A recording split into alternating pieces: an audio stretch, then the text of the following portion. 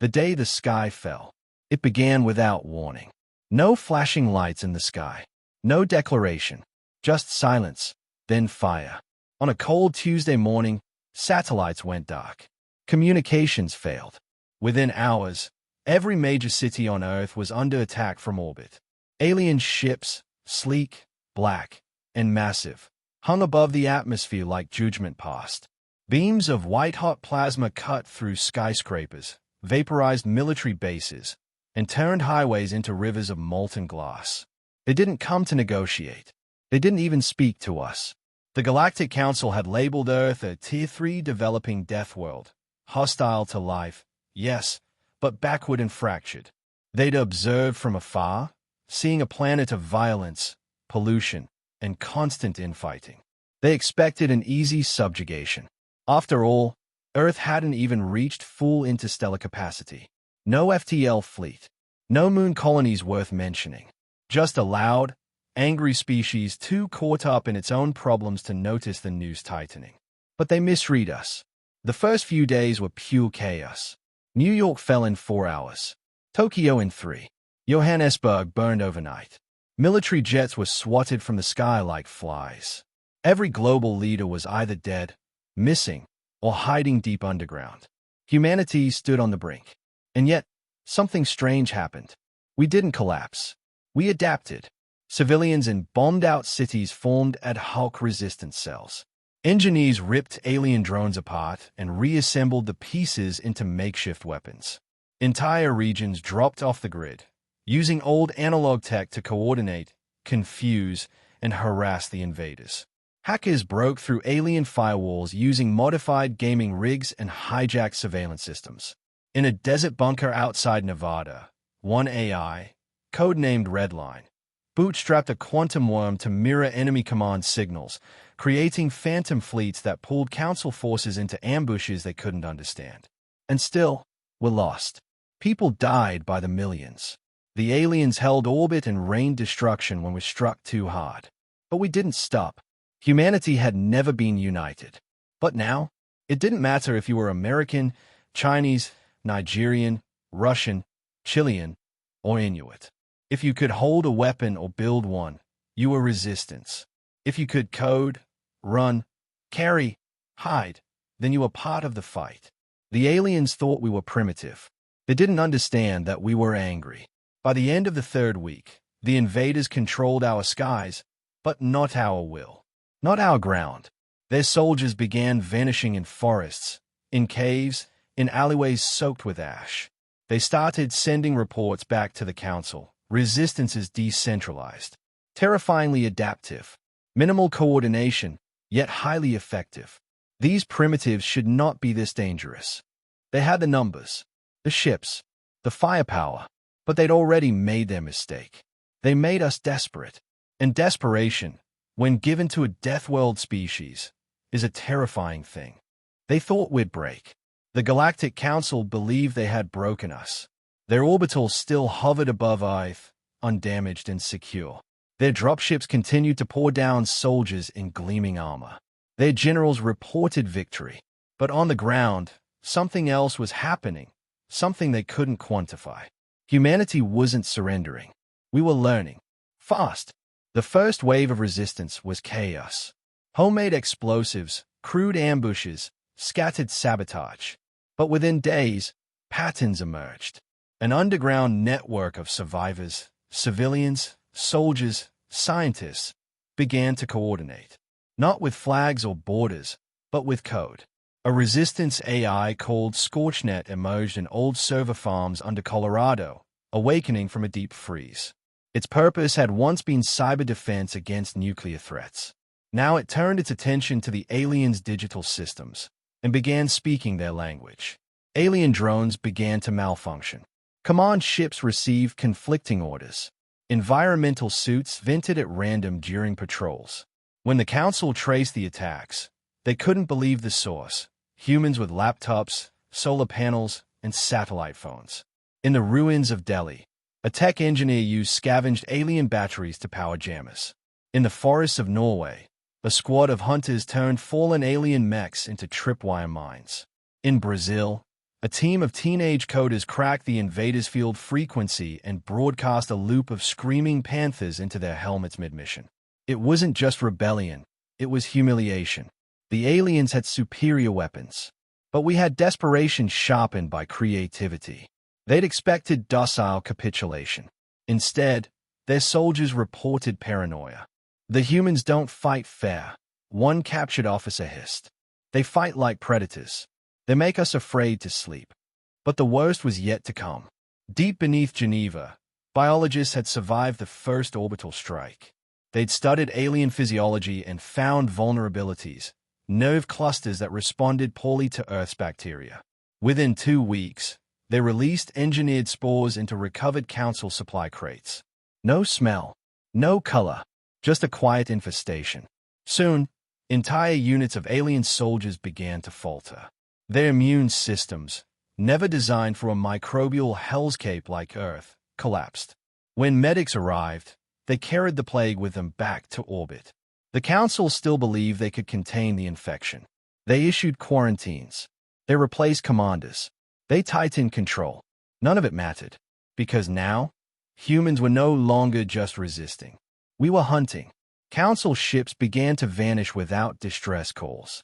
Supply convoys were reduced to wreckage drifting in low orbit. Even in space, they started to whisper of ghost fleets, human ships built from scavenged parts, appearing without warning and leaving only silence behind. The aliens had called us savages, uncivilized, disorganized, and we were. But we were something else, too. We were survivors. And the more they pushed, the more we adapted. By the time the Council realized what we truly were, the virus had already reached their homeworld. And Earth was no longer the battlefield. It was the birthplace of something worse. Now we hunt. They called us ghosts. Not soldiers. Not enemies. Ghosts. The Council's fleets had orbitally subdued dozens of civilizations before. But Earth was different.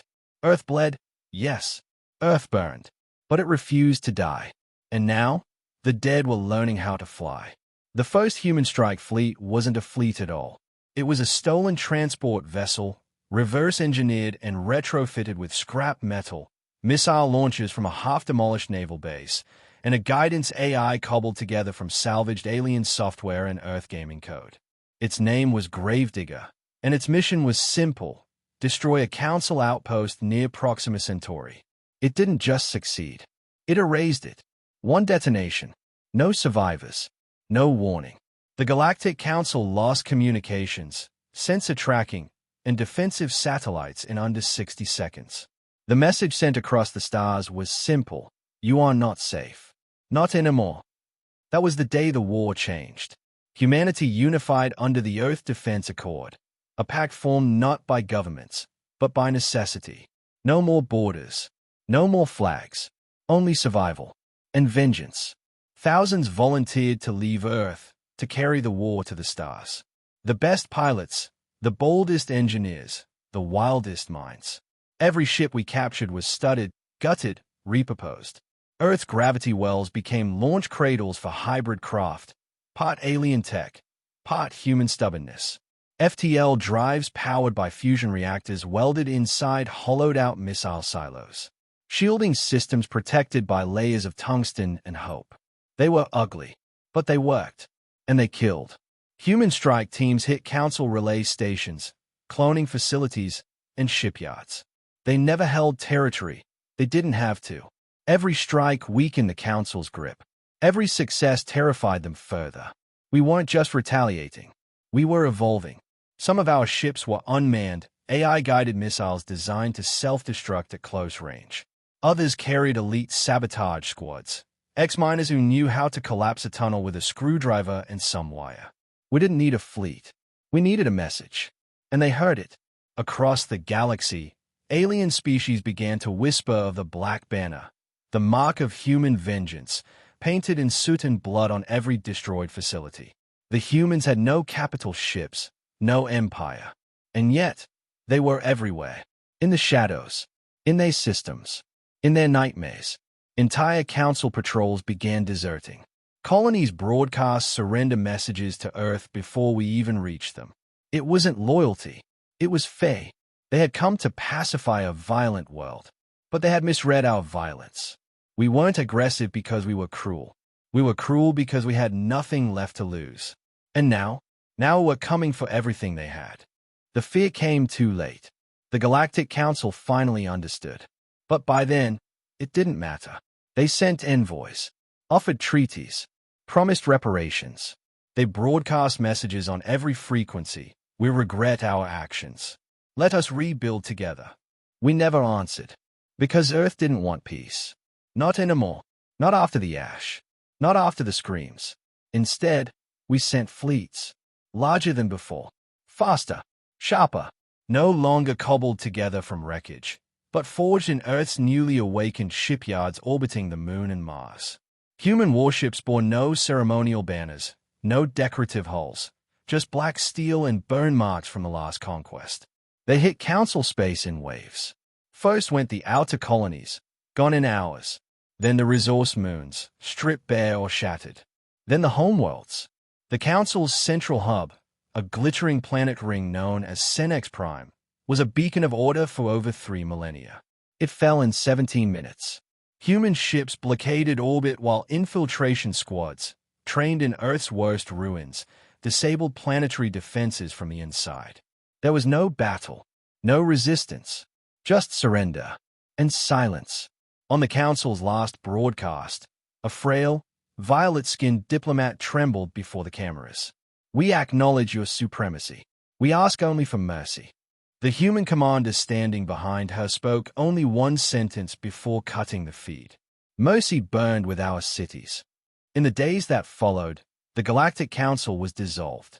What remained of its members were either exiled, imprisoned, or disappeared quietly. Alien empires that had once ruled clusters of stars now sent tribute to Earth, not under duress, but under fear. The same fear they had once hoped to inspire in us. Now we were the terror in the dark. But vengeance was not our final goal. Dominance was. Earth did not just destroy the Council. We replaced it. Systems once governed by endless debate and hierarchy now followed the Earth Accord, enforced not with politics, but presence. Human overseers, human fleets, human laws. We rebuilt, but we did it on our terms. We did not conquer their cultures. We simply reminded them, with every visit, every patrol, and every black-flagged warship drifting through their skies, this is what happens when you provoke a death-world species and let them survive. Some aliens began to admire us. Others plotted rebellion. All understood one thing. The time to fear humanity had come and gone. And now it was too late. The final image, beamed across 1,000 systems, was Earth itself. A scarred but thriving planet, ringed in stations and orbital defenses. In its skies, a monument floated, the shattered remains of the first alien warship that had entered our atmosphere, now welded into the shape of a broken crown. Beneath it, etched in every major tongue of the galaxy, were the words. They came as conquerors. They left as a warning.